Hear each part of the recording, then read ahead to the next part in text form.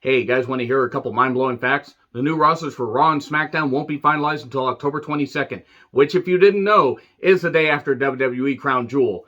Whoa, mind-blowing. And if you didn't know these mind-blowing facts, that's okay. WWE is here to remind you about 80 million times per fucking hour for the next couple of weeks. I'm John Rentham with my review of WWE Raw from Nashville, Tennessee. WWE Draft Night 2, Electric Boogaloo, and oh boy, there's a lot to unpack here. There's also a lot of jokes, because at this point, the WWE Draft is just rearranging the furniture, maybe taking a few people that were stale on one brand to make them stale on another brand, or give them a push for about 4 weeks before Vince McMahon gets tired of his shiny new toy that was a shiny old toy on our show. Then he just says, put him on main event, pal. It's such good shit. Ha ha ha. I'm a genius.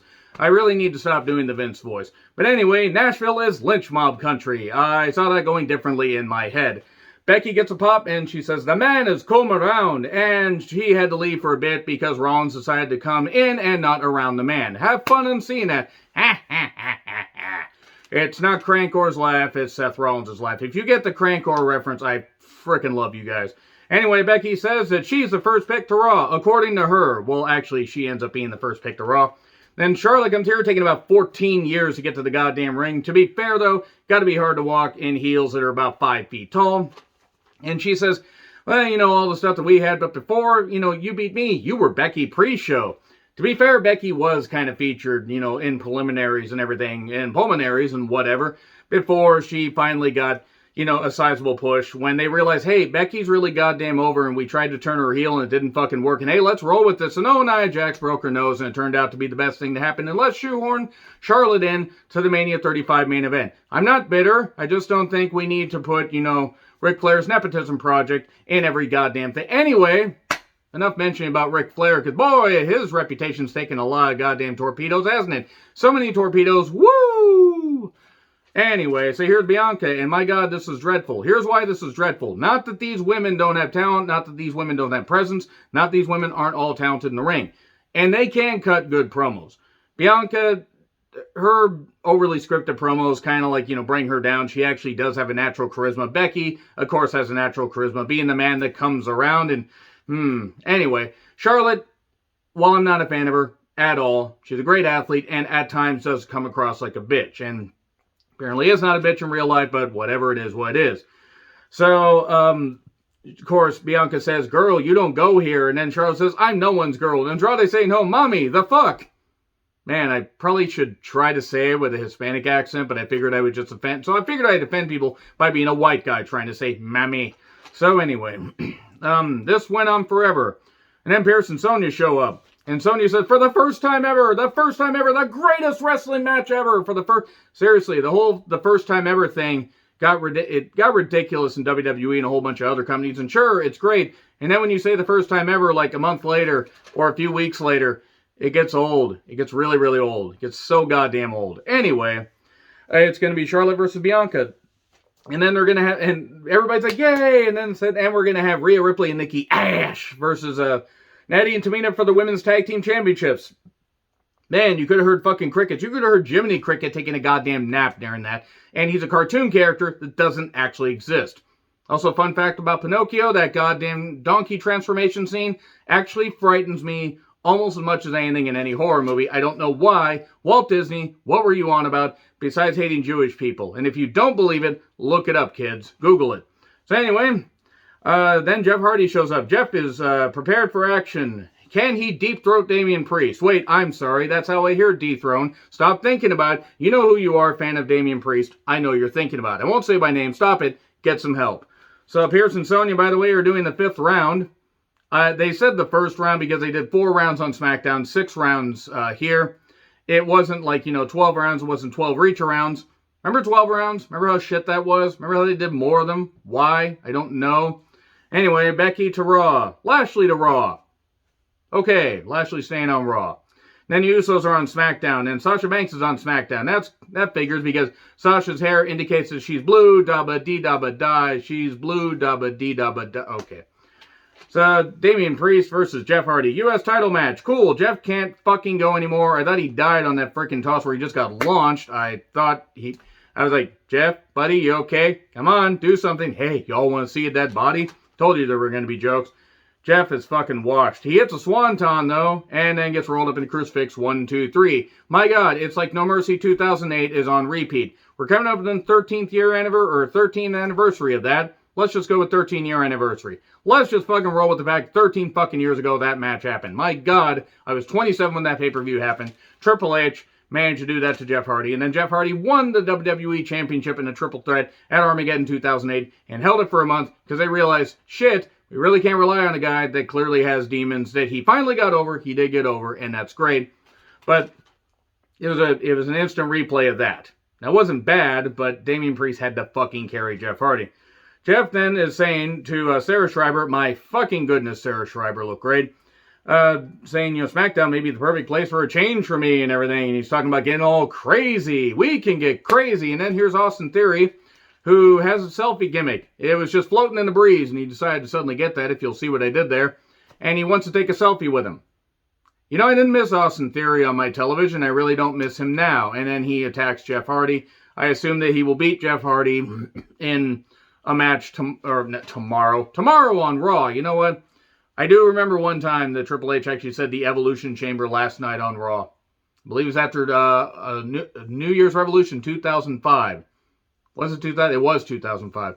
Moving on from that. So after Austin Theory stole Tyler Breeze's gimmick, or after it was gifted to him, so he lays out Jeff. Then Riddle and Orton are talking, and naturally, Nashville would cheer Riddle, because since they're the home of the Predators, they would have to cheer for one. More on another Predator later.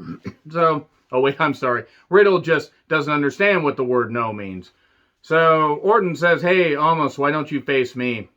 Don't team with Riddle, because then you be Bromos, which sounds like some kind of weird knockoff Greek god in a sci-fi movie about, like, butchering Greek mythology. Sounds like the Asylum would have made that. So anyway, Shayna's in the ring, and Dana is working out backstage with giant Twizzler licorice. Stretch the licorice! Don't know why she's talking like that. I don't know where she would have got the licorice. I don't know why, and I don't want to know where she pulled it from. It was, no, you know what it was like? It was like those freaking stretchy hand things that you print, that you stick to the wall and everything, and what am I on about? Who the fuck knows anymore? This show didn't mean anything, so why not just fucking make fun of it? By the way, while Shayna's in the ring, let's do some more draft picks. Let's not wait till the match is done. Let's do draft picks. 6th round, Rollins to Raw, and Damian Priest is going to stay on Raw, and then Nakamura and Boogs are on SmackDown, and Sheamus is going to be on SmackDown. Apparently he needs some kind of nose surgery. Bliss does also, but at least they factor them into this draft. And then we get Dana Brooke versus Shayna.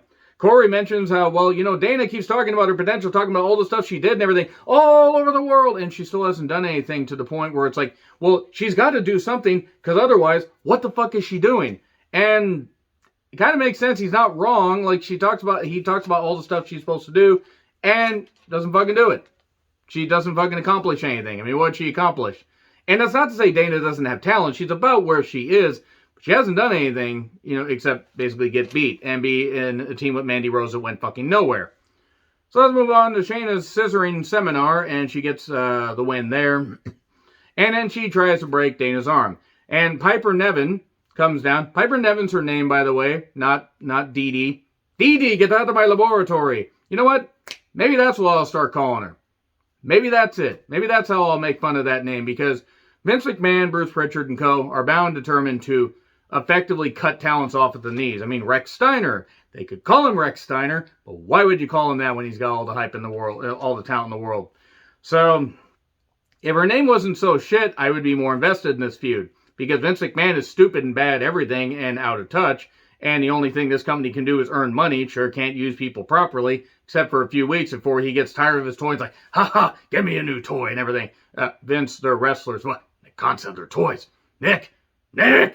Anyway, I could imagine him yelling at Nick like he's like a nurse or something. Nurse! So, moving on from that. Whole point is, Piper Niven saved Dana. Thanks, Piper.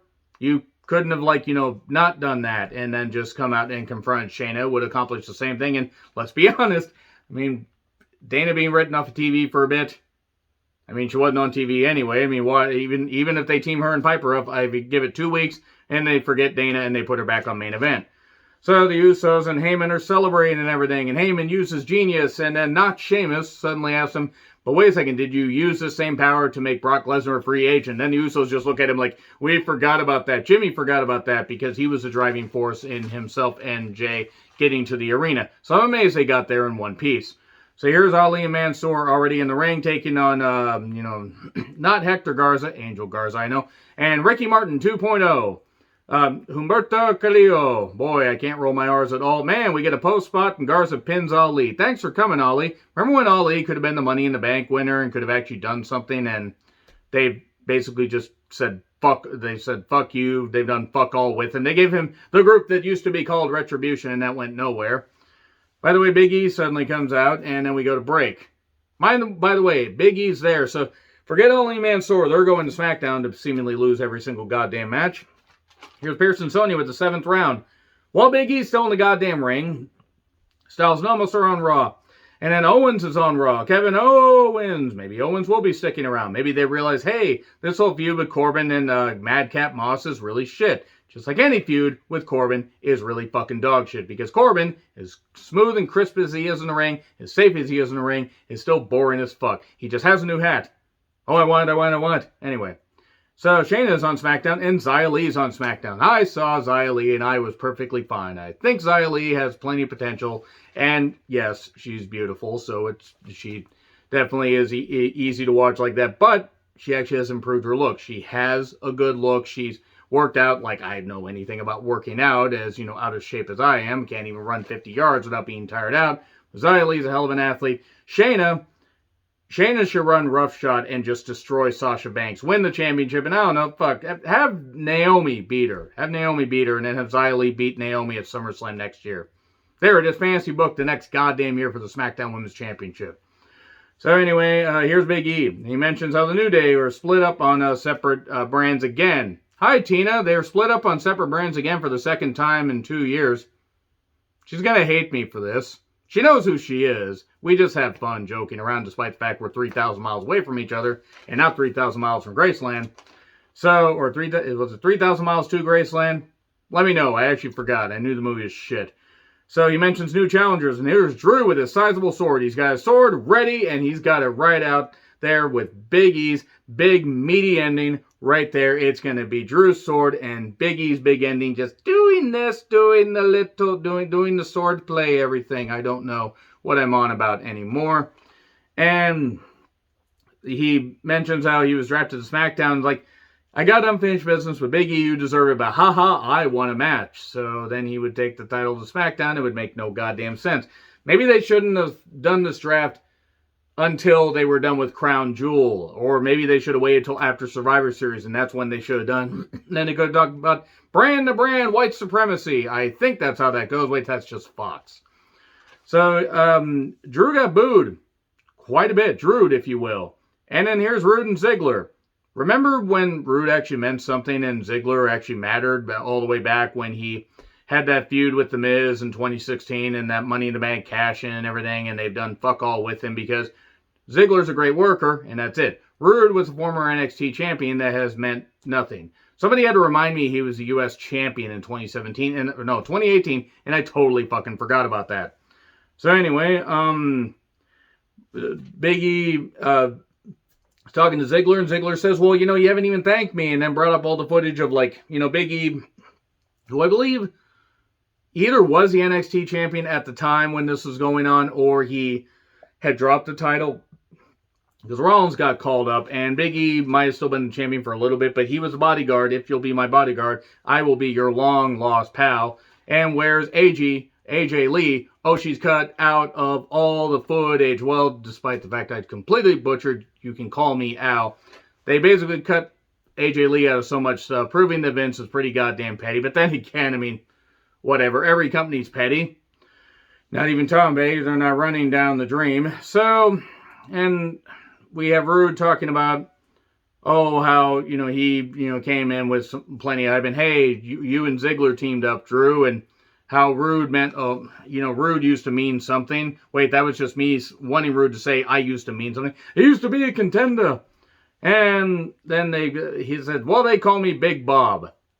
Taking Lashley's nickname. Thank you, Keir. Thank you for that. And I know you're wondering where Liv went. I know you're wondering where Liv, what brand she's going to land on. Is she going to get Raw, or is she going to smack it down? Stop thinking about it, Kier. I know you're thinking about it. Stop it. You get some help. But good work on the Big Bob nickname.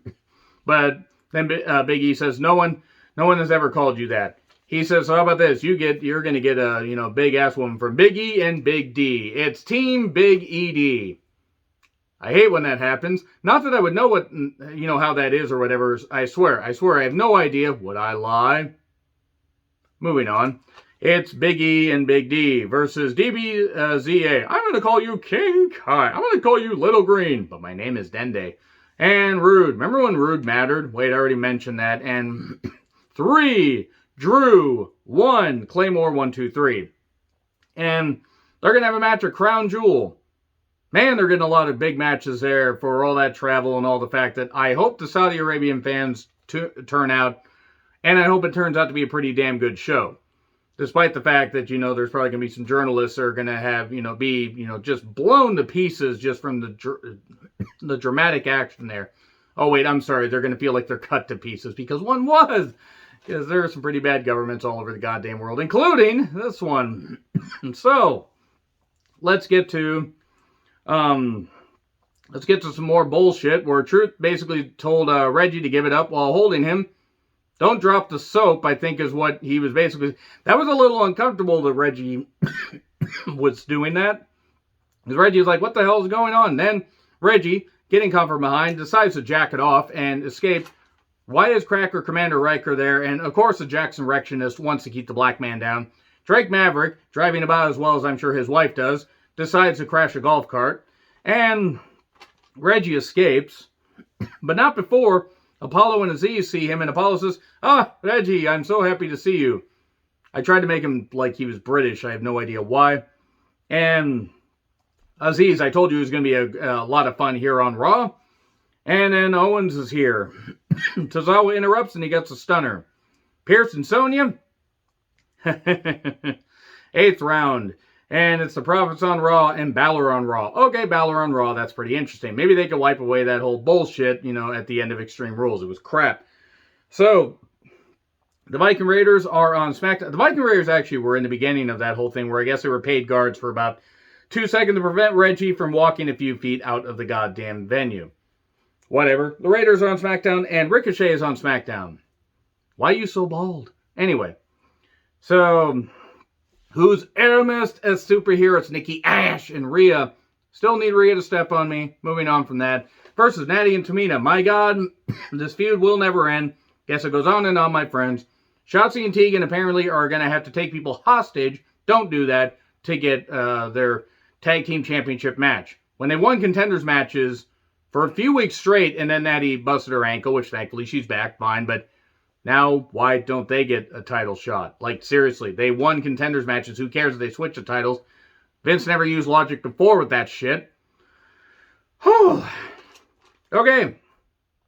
So we get recaps, by the way. Oh, by the way, Riptide and then Nikki Splash by Nikki Ash for 3.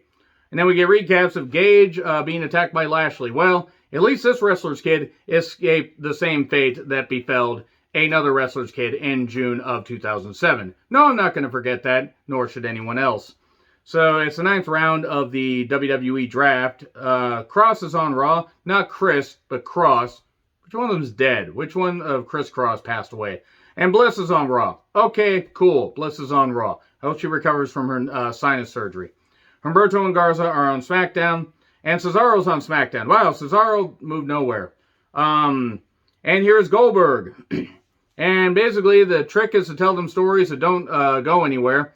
He tied an onion to his belt, which was the style at the time. Made about as much sense as anything else he said in this fucking promo. He did basically say that he wants to kill Bobby Lashley in a foreign country. Killing an African-American man in a foreign country. My God, Goldberg, you hit your head one too many goddamn times. And you also kicked too many goddamn people violently like he kicked Bret Hart at Starrcade 99. So, Lashley then says, well... what happened to your son at SummerSlam was an accident. It's a no-holds-barred match at Crown Jewel. And he's like, that gives me a license to kill. 1, you're not a Bond villain. And seriously, Goldberg, That's murder. Stop. Don't commit murder anyway, but stop saying you're going to do it on camera. That's called snuff films. Are they really going to kill that girl? Peter, please. So anyway, Shelton and Cedric attack him and get immediately laid out. By the way, Shelton Benjamin is within 10 years of Goldberg. I think Shelton's 44, 45, and he can out-wrestle Goldberg in his fucking sleep. Goldberg was a phenomenon. Phenomenon. But he can't fucking go anymore. He really hasn't been able to fucking go since 2000. Take a look at how Goldberg was once he came back from his arm injury, when he decided to put his arm through a limo window and nearly fucking lost his goddamn arm. I still love how they tried to play it like, oh, it hurt the company so bad when he was gone. The company was already going fucking downhill anyway. The ratings were tanking. So, Rollins is dead in the fucking water, the goddamn weird laughter and the weird jacket and the weird stuff, and Rollins should be seen in the ring and not fucking heard. Him and Gargano had the same amount of personality, as in, it's forced, it's contrived, it's not charismatic, and it takes away from what they can do in the ring. Shelton and Cedric took on New Day, because fuck it, and Xavier pinned Cedric. That's really all I have to say about this. Xavier's hair game is on point, though, because I would know something about hair. Oh boy, the Prophets were given a bunch of time to talk. I don't know what the smoke is. I don't care where the smoke comes from. And just give those cups out to a couple women. Just have the women pair up on the cups or whatever, and they could film it, because it might as well traumatize the audience. I mean, hell, Nashville, some of them are married to their goddamn siblings anyway. That would needlessly mean, for no fucking reason. I'm sorry, Nashville. I'm sure you're lovely people. And then Balor's package was on display. Stop thinking about it, Karen. I know you're thinking about it. Orton and Riddle, they're out here, and then Styles and Omos are here. This was a mess. It was a hot mess. And I'm not talking about Chelsea Green, because this actually could draw money. And then that was pretty much it right there, because he wanted to face Omos. I guess we're going to face Omos at some point. And he RKO'd Styles, and it just was a mess. And the camera work, by the way, particularly ass. So, 10th round. Carmella on Raw. Gable Stevenson. Gee, I hope that, nobody looks back at articles that came out on, in June of 2019. Guess if you're intoxicated, I guess you can get away with it. Maybe they could team Gable and Riddle up, and they could be team, we don't take no for an answer. Because if it's true, that fucking son of a bitch deserves a rod. And I'm going about both of them. But hey, why fucking training? The guy's apparently still doing schooling and doing national training and stuff like that, but yet they've already drafted him to Raw. Okay. When are we going to see him? 2023? Are we going to see him appear just in these matches? You haven't even fucking trained this. I don't care how great of an athlete he is. Even Kurt Angle needed time in developmental. Even if he got it right away, he needed time before he got called up and was any good. And even then, even though he was a natural, it took a few months for him to really start to find his groove. But that's okay. He'll be the golden gopher, and he'll be just the kind of person you could just shower with a bunch of bullshit. And what kind of laws are going on in Minnesota anyway? Allegedly, by the way, allegedly. Covering my ass here. But anyway, Ridge Holland's on SmackDown. Bit weird, but Ridge is going to take his big bulging club to Friday nights. And Sami Zayn stays on SmackDown. Bianca took on Charlotte, while Becky, my fucking goodness, she looked great. She was on commentary, basically doing the same thing she did while Sasha and Bianca faced off on SmackDown, and I didn't care. The match was great. Didn't care. Bianca did sell the hell out of the spear. That was pretty good. And Becky stops the KOD 1-2-3 by pulling Bianca out, because the leader of the lynch mob is not going to let an African-American woman win in Nashville. At least that's how I interpreted it, and it's not even on Fox. And then Sasha shows up. She's blue, dabba-dee-dabba-die, and it's just a way to hype up the triple threat. Charlotte just disappears into the abyss, and the abyss stares back. That's it. That's it right there. That's all I gotta say about WWE Draft Night 2, Electric Boogaloo. I might do a video on the respective drafts and talk about what the potential for any of them are, but who the fuck knows, who the fuck cares? They're not even going to be finalized until October 22nd. Did you hear that? Oh wait, I'm sorry. I forgot to mention it as much as WWE did. Anyway, let me know your thoughts in the comments. Like, share, subscribe, Twitter handle in the description. I'm John Ritlin. I'll see you soon.